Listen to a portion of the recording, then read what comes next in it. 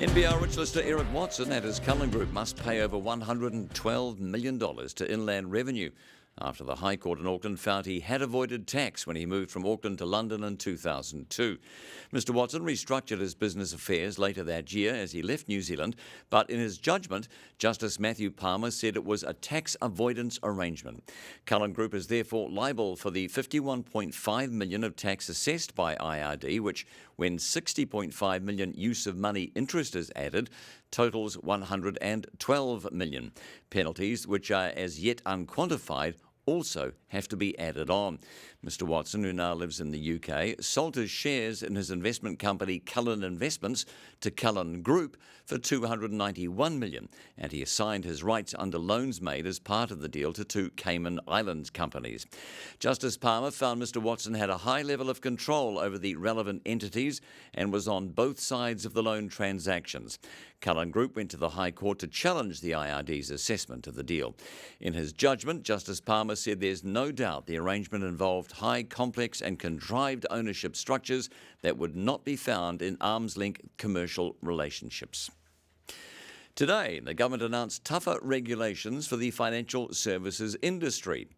Financial advisors will have to be more upfront with clients about how they are paid and whether they have any conflicts of interest.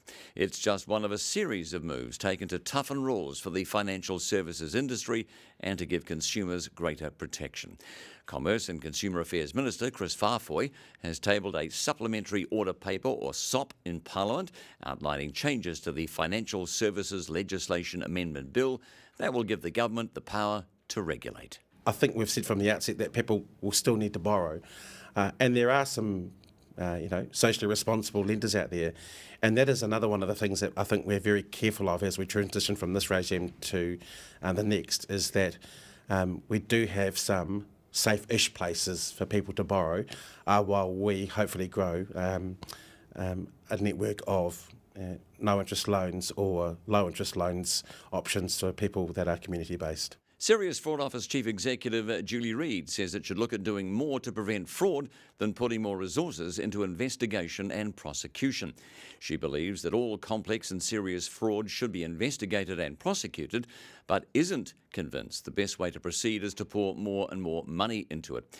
Ms Reid says there was more to be gained by putting money into a systematic approach to fraud prevention. Even if the SFO budget was doubled, she doesn't think it could double the deterrence value and the amount it could recover. The SFO said it completed 44% of its investigations within the targeted time of 18 months for complex cases. In the past 4 years, the SFO has never completed more than half its investigations within the targeted time. Last year, the SFO processed 1,060 fraud complaints, up from 596 2 years earlier. With no experience in using the coffee roaster, Mojo Coffee cartel founder Steve Giannoutzis had 6 weeks to learn before his first cafe opened. Fast forward to today. Now there are 37 Mojo cafes and 250 staff worldwide in Wellington and Auckland and more in Japan, China and Chicago. Mojo partners with senior staff members to operate the cafes, and each cafe almost always in the CBD hub, designed specifically for the location it operates in.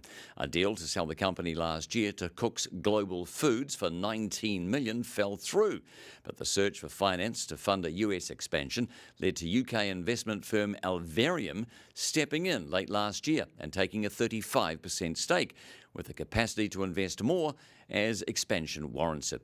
Mr Giannoutzis is now based in Chicago, where he's opened 2 stores, and a further 24 or 25 stores are planned in the US in the next 5 years. What's really important is that we're growing a really good, profitable, sustainable company that's super strong. You know, I've always said that you should build a business that you can leave your kids. And now, if you go into that business with that mindset, you're going to grow a really good, strong business, and then it's going to be worth more. So when the time is right, something good will happen. But I don't I don't actually have a strategic exit strategy as it is. Businesses are leading the electric vehicle charge, with corporates now accounting for over half of all registered EVs on the road. Mercury Energy CEO Fraser Winneray has been at the forefront of businesses' shift since 2014. 5 years ago, he committed to converting 70% of Mercury's total fleet to electric in 3 years, but achieved it in 2.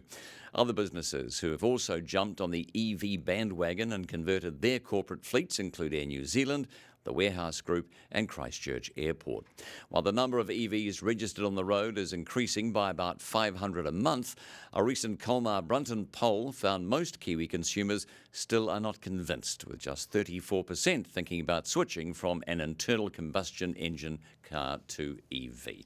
And so to tomorrow we go. Burl economist Ganesh Nana sticks up for a capital gains tax. That's what NBR readers may call a contrarian view. So for more on that and other stories, head to nbr.co.nz.